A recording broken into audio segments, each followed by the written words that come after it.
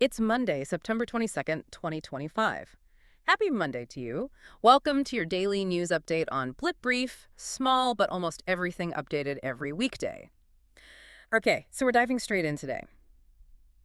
There's this major tension playing out, isn't there? We've got this potentially huge domestic boost from the new GST rules clashing pretty hard with a serious global IT headwind. That's exactly it. Which force is stronger today? That's the big question. You're right. Let's start with the market signals then. Friday wasn't great. The Nifty 50 dipped about 0.4%, and the BSE Sensex was down around 0.5%. Yeah, bit of a pullback. And the early signs this morning, GIFT Team D is pointing towards, well, maybe a slightly lower start again for us here in India. Domestically, yes, that seems to be the signal. But it's a mixed picture if you look across Asia. Japan's Nikkei actually jumped over 1% overnight. Oh, interesting. Why the optimism there? Well, it looks like investors are feeling a bit less anxious about the Bank of Japan. There were these worries about them selling off their huge ETF holdings. Right. That's been hanging over the market. Exactly. So with those fears easing a bit and seeing chip-related stocks doing well, it suggests the global tech appetite is still there, just maybe not for the specific challenges facing Indian LT right now. Okay, that makes sense. Let's pivot then to the big domestic story. It's Navratri, and it's also day one for GST 2.0. The PM's calling it the GST Bachat Utsav, the savings festival. This sounds like a massive injection for demand. It absolutely is, and this is where we need to dive a bit deeper. The headline is this could really stimulate spending, potentially saving consumers. Well, the estimate is a massive 2 lakh crore. That's more disposable income. 2 lakh crore. Wow. But what is GST 2.0 exactly? Is it just cutting rates across the board? Not quite. It's less a simple rate cut and more about refining the structure. Think streamlining how businesses claim credit for taxes paid on inputs, especially for key consumer goods and essentials. Okay. And the real insight here, I think, is that this Bachat Utsav is really set to benefit the organized sector most. Ah, so the big chains, the large companies, they're the ones best placed to gain. Precisely. They have the systems to pass on benefits smoothly, and they capture spending as it gets more formalized. Retailers, e-commerce giants, they're gearing up for potentially record-breaking single-day sales. Autos, electronics, FMCG. Makes sense, especially after that lull. Yeah, distributors really cut back orders, didn't they? Down maybe 60% in some cases over the last couple of weeks, just waiting for price clarity. Now that pent-up demand, plus the festive mood, it's all hitting at once. So what specifically gets cheaper for you, the consumer? Entry-level cars are mentioned, maybe dropping below that key psychological price point again? That's the expectation, yes. Yes. Also, medicines should see some cost reduction. And importantly, financial products like insurance premiums are set to become about 18% cheaper. 18% on insurance. That's significant. It is, but here's the crucial nuance for you listening. That 18% saving won't automatically apply to every existing policyholder or all policy types immediately. It depends on the specific policy structure. So definitely a good time to check your own plan details. Good advice. Check the fine print, even when it's called a savings festival. Okay, let's shift to what companies are doing and market structure. Foreign institutional investors, the FIIs, they made some clear moves in early September, didn't they? They certainly did. You could see a definite rotation. Sharp selling from FIIs hit IT, consumer services, and power stocks pretty hard. Okay, so money moving out of those, where'd it go? Well, the fresh buying interest from FIIs seemed quite focused. It was concentrated heavily in financial services. Interesting. So rotating into banks, maybe infrastructure plays, betting on domestic stability. Yeah, that looks like the play, yeah. Anticipating that domestic consumption story we were talking about. Right. And speaking of corporate moves, Adani Power is trading ex-split today. For listeners maybe not tracking daily actions, can you quickly break down what a 1-for-5 split means? Sure. Basically, the share price gets divided by 5, but each shareholder gets 5 times as many shares. So the total value stays the same initially. And the point is? It's really about making the stock feel more affordable, more accessible, especially for retail investors. Improves liquidity, too, often seen as a sign of confidence from the company. Got it. Now, looking at the broader index, the Nifty, it's had a good run, but you mentioned rotation. Is there enough momentum to push higher this week?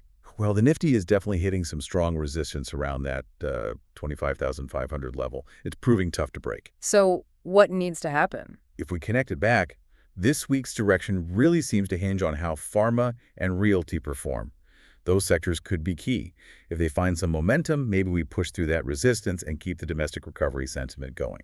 Okay, so watch pharma and realty, but now we have to address that global uncertainty wall. We've got the potential consumption boost, but here's that huge IT headwind. The U.S. imposing a, frankly, staggering $100,000 one-time fee for new H-1B visa applications. That's massive. It's a genuine shockwave, no other way to put it. Yeah. And the impact on India's biggest export sector, IT services, is immediate and potentially severe. How severe? What are analysts saying? The projections are that this levy could slow India's IT export growth down to below 4%. And for the big Indian IT players, this isn't just small change. We're talking an extra immigration bill, possibly ranging from $150 million up to maybe $550 million each, depending on how many new visas they typically apply for. Wow. And the knock-on effect for the rupee. Downward pressure, you can see it already. The market's reacting to fears that this levy will hit the IT firm's foreign exchange earnings hard, and that flows through to overall remittance growth, which our economy relies on. It sounds pretty bleak on that front. Is there any upside? Can the Indian tech sector or the wider economy find an opportunity in this chaos? Actually, yes. And the nuance is really important here. Remember that huge fee is only for fresh, new applications. It doesn't hit existing H-1B holders. Okay, that's a critical clarification. It is. And what this policy might be doing is accelerating something people have talked about, a tech talent wapsie, a reverse brain drain. So, talent coming back to India. Potentially, yes. America's move could actually speed up the availability of highly skilled tech talent locally in India.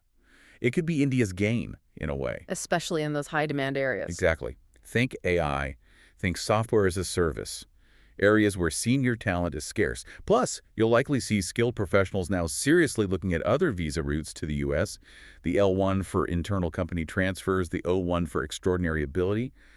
They suddenly look much more appealing and cost-effective. It could change how tech migration works. Fascinating dynamic shift. While that's happening, global geopolitics isn't standing still either. What are the key updates this morning? The big diplomatic news over the weekend concerns Palestine. The UK, Canada, and Australia have all formally recognized a Palestinian state. Britain being the first G7 nation to do so is quite significant. Right. And separately, but relevant for energy markets, former President Trump put renewed pressure on the EU, basically telling them to stop buying Russian oil immediately. Both these things add complexity to global alliances and market sentiment. Okay, let's bring it to money and energy then. Gold, the classic safe haven, it's holding steady near those record highs globally. Domestically, though, the price dips slightly, about 0.3% overnight. Yeah, minor pullback locally. Globally, investors are kind of in wait-and-see mode. Everyone's waiting for key U.S. inflation data, the PCE index. That's the Fed's preferred measure, and it's out on Friday. So holding pattern until Friday. Pretty much. Until we get that data and maybe clearer signals from Fed officials about potential rate cuts, gold's likely to stay consolidated near these high levels. And domestically, how are people investing in gold? Anything changing there? Oh, hugely. There's been a massive shift towards digital gold. Investment has spiked something like 377% in just 16 months. Wow, 377%. Why? It seems largely driven by the convenience of UPI, making digital asset investment super easy and accessible, especially for younger investors. It's really modernizing how Indians buy gold. Interesting. Okay, switching to energy. Oil prices ticked up a bit this morning. Yes, a slight increase. It seems tied mainly to those rising geopolitical tensions we mentioned. Continued drone attacks on Russian energy sites, plus maybe increased risk perception around border areas in Europe, near Poland. So geopolitical risk premium is back. It seems to be putting a floor under prices, yeah. Mm-hmm.